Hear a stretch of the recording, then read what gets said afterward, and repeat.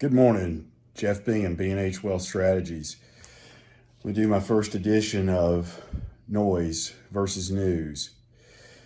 A lot of stuff going on about tariffs out there, so I figure it's time to go on record and kind of talk about that and get some information out to everyone. So first, let me say that what's going on with the markets and the tariffs is a painful thing to watch. You hear the numbers that are out there.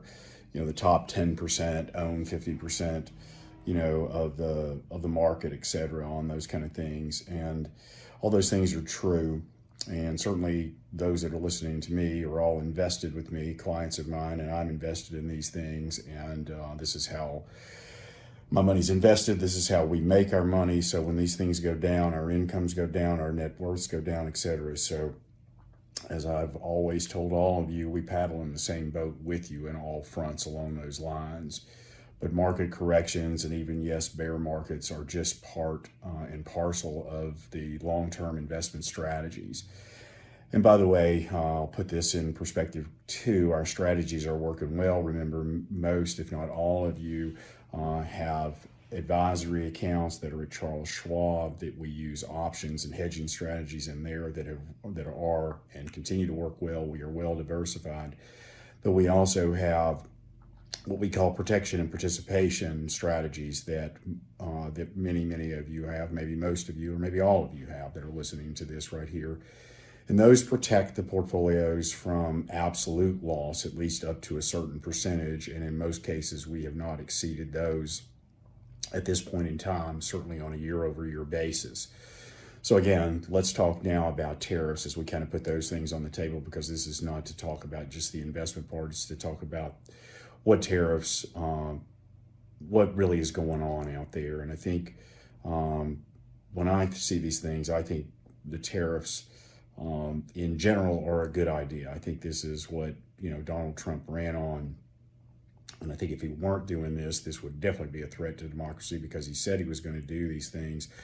People voted for him. Some 80 million Americans, I suppose, voted for him, and with the promise of doing exactly what he's doing right here. And if he had not and was not doing this at this point in time, then he would just have been pandering to his constituency to get votes and then letting them down, which seems to be what most politicians have done, certainly during my lifetime, looking back, and perhaps over the course of history.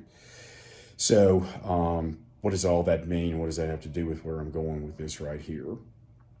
The tariffs are designed to create some fairness and reciprocity in trade, because again, as Donald Trump likes to say, we've been getting ripped off. And there's certainly some truth in that, but I think when you look out here and you think about the area that we live in, and my clients in general that will come in here, which are many of you are working class people that had the opportunity when you worked at Tennessee Eastman Company, or now Eastman Chemical Company, over your lifetimes, and made a nice living and have nice retirement accounts and are invested in these things, and walked out.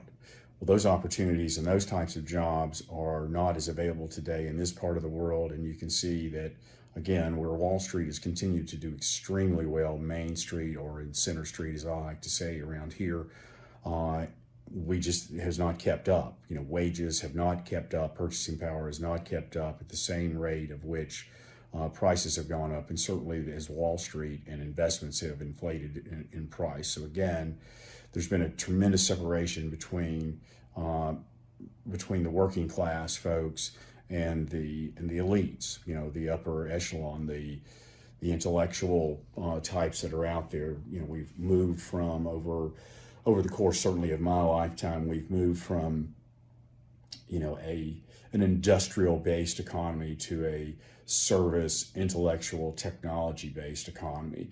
And I think when you look at this, there have been many reasons why that has happened, but the middle part of the country has been left out over the last 50 years, and certainly in the last 30 years. And I think you can go back and kind of tie this erosion of manufacturing, industrial base. You can go back to a period of time, really, not to pick on on Bill Clinton, but you go back into the 1990s when three things took place in the 1990s in Clinton's, which he had a very successful presidency as far as the economy was concerned, a lot of controversy around it.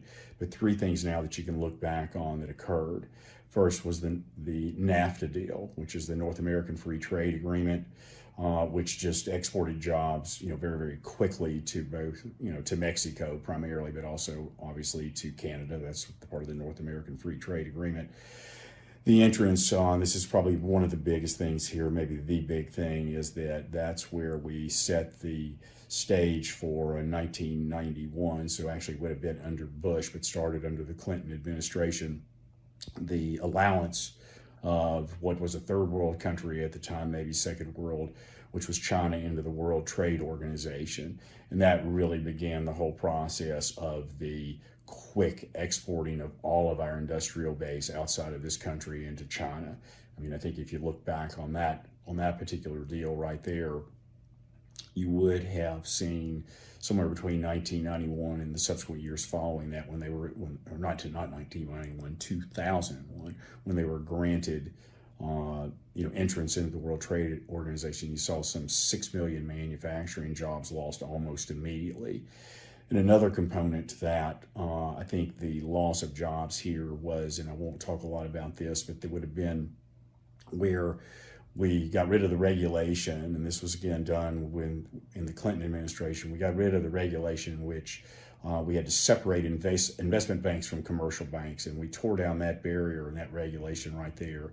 And that just kind of set the stage for a lot of things. Now, again, looking at where those three things right there, it did generate a lot of wealth in this country.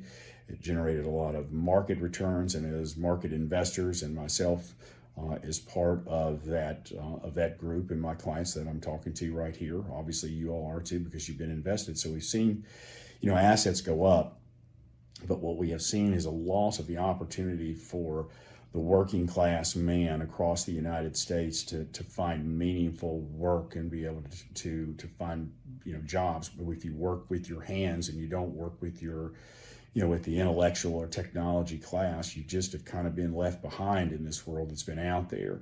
And so I think for the first time in I guess in my lifetime, I would say, and certainly in this century, what we're beginning to see is a president that is trying to bring back and give some dignity and some opportunity back to the working class man in this country. And I think it's, in my opinion, it's time to do that. I mean, I didn't pay a lot of attention to this, for much of my career and much of the century, because again, I am in the white collar, working class person. I'm not a blue collar. I don't work with my hands. I work with my mind, and I work with Wall Street firms, and that's how, that's what I do. And so I didn't pay a lot of attention to what was going on with the working class man. As a matter of fact, in some instances, I didn't even notice it to some degree, and that's just kind of sad, but true to some degree.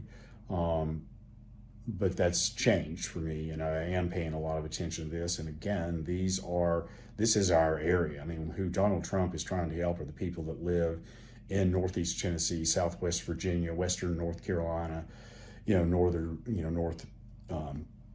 Northeast Georgia, et cetera. I mean, that's where, those are really the folks that he's trying to help that are out there. So I think, we've got to give this an opportunity to try to work, to try to see if it can't bring back some of these jobs back here and really truly get free trade. Because again, what tariffs are, as long as we're dealing with it on the terms of reciprocity, then I think I think it makes sense. And I think you're going to see a lot of countries already that are coming and want to negotiate to the table. And so I think we're going to begin to smooth this out.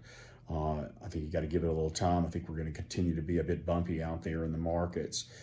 Obviously we saw, I'm recording this on Wednesday, April the 9th. So we saw China kind of, retaliate, if you will, with their with their tariffs back at us, if you will, or back at you from them. That roiled the markets, late in the day yesterday after we were trying to rally. I think we're going to kind of see this continue to go on, but I do think that this market is going to find a bottom. I think this is a bit of a high wire act that we're going through right now. But I think you got to give the tariffs a chance to work. None of us, myself included, right at the top of the list here, do not want to see markets, get hit like this. I understand that it is part of the nature of the game that we're in, but they're never fun to go through. But again, this is not the first time that we've seen anything like this. As far as markets are concerned, as far as how they're reacting, the fact that they go down as they do, perhaps, not perhaps, it is, something that we haven't seen, where tariffs are part of this, a trade war, if you will, kind of globally going on right here. But I think most of this trade war is going to take place within China. You're going to see maybe some saber rattling from a few countries, but I think what you're really seeing is that most of them want to come and negotiate. And where you hear all the naysayers that are out there, I think you got to pay attention to that. It's Wall Street that is yelling about it because they're not great fans of Donald Trump for various reasons that I won't necessarily talk about here, at least in my opinion. There are some reasons there, but they don't want to. They want the cheap labor. They kind of want the status quo because it kind of works. They want cheap money. They want cheap labor. They want cheap goods. And they want profits to stay very high. And obviously we want to see profits go high, but I think, a lot of things that have gone on, certainly this century, has been, a bit of smoke and mirrors, free money, kind of thrown at everything. I mean, I could go through on those things, but I want to stay focused on the tariff part. I think the Trump administration has a lot of smart people. I think Donald Trump is a very sharp man. I think what I use and people will hear me talk about is that I think he's playing chess while a lot of people around him are playing checkers. And so I think when you look at Scott Bassett, Treasury Secretary, and others, Stephen Miller, those that are surrounding him up there and giving him advice and counsel, I think these are a lot of sharp people, and I think they know what they're doing, and I think this is going to work. And I think for the first time we're going to level the field, or have an opportunity at least to begin to level the field, not only with America, with the rest of the world in truly what is fair and free trade, but also give the working class man and woman in this country an opportunity to succeed and to participate in prosperity that has been really been hard for them to participate in, unlike the white collar workers that are out there in the tech and service fields, the fields that I'm in, as an example of that. So give it some time. This is not unusual. I think that as this begins to smooth itself out and kind of take hold and take course, I think you're going to see markets do extremely well. I do not think we're going to rock into a recession. I do not think these worst case scenarios are going to take place out there. I think we're built, and the portfolios that we have are built to survive through this type of environment, regardless of what the headline is. Obviously, we're talking about tariffs right now, but there will be other headlines that will drive these things. So I think we're built to survive and kind of maintain through this type of thing, and then we will also thrive as the market begins to turn around. So, as always, I am here to answer questions and concerns. I'm here to answer your questions and concerns. And as always, God bless America and keep the faith.